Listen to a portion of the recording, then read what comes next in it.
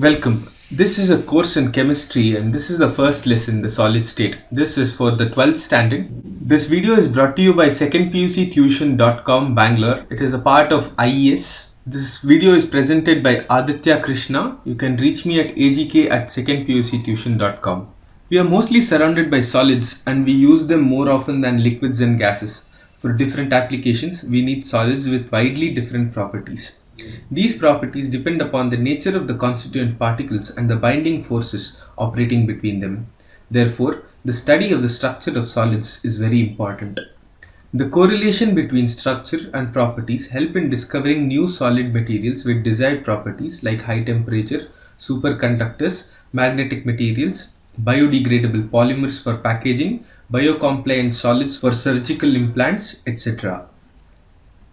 From our earlier studies, we know that liquids and gases are called fluids because of their ability to flow. The fluidity in both of these states is due to the fact that the molecules are free to move about. On the contrary, the constituent particles in solids have fixed positions and can only oscillate about their mean positions. This explains the rigidity in solids. In crystalline solids, the constituent particles are arranged in regular patterns. In this unit, we shall discuss the different possible arrangements of particles resulting in several types of structures.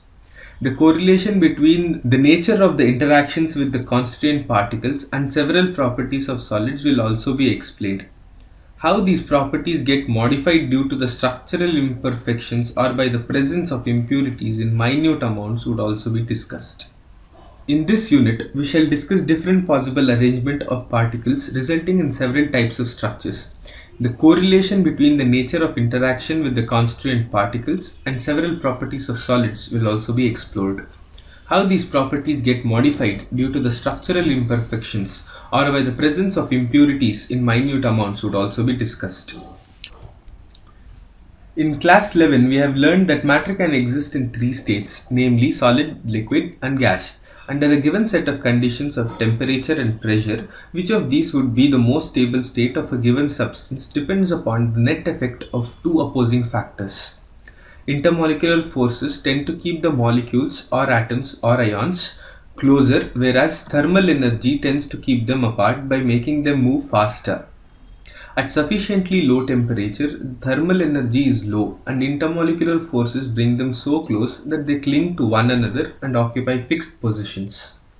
These can still oscillate about their mean positions and the substance exists in solid state.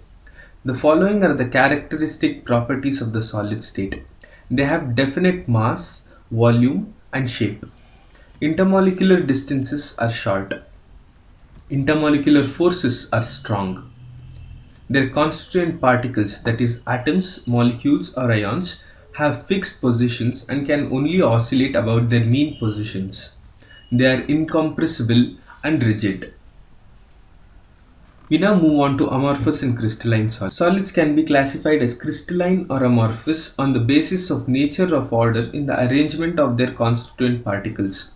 A crystalline solid usually consists of a large number of crystals, each of them having a definite characteristic geometrical shape. In a crystal, the arrangement of constituent particles, that is, of atoms, molecules, or ions, is ordered.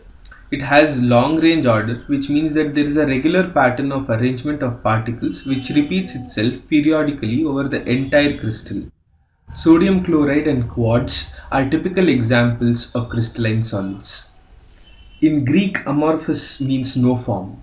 An amorphous solid consists of particles of irregular shape. The arrangement of constituent particles of atoms, molecules, or ions in such a solid has only a short range order. In such an arrangement, a regular and periodically repeating pattern is observed over short distances only.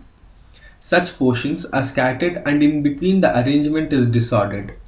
The structures of quartz, which is crystalline, and quartz glass, which is amorphous, are shown in the figures that we see. While the two structures are almost identical, yet in the case of amorphous quartz glass, there is no long range order. The structure of amorphous solids is similar to that of liquids. Glass, rubber, and plastics are typical examples of amorphous solids. Due to the differences in the arrangement of the constituent particles, the two types of solids differ in their properties. Amorphous silicon is one of the best photovoltaic material available for conversion of sunlight into electricity. Thanks for watching this video. The lesson will be continued in the next video.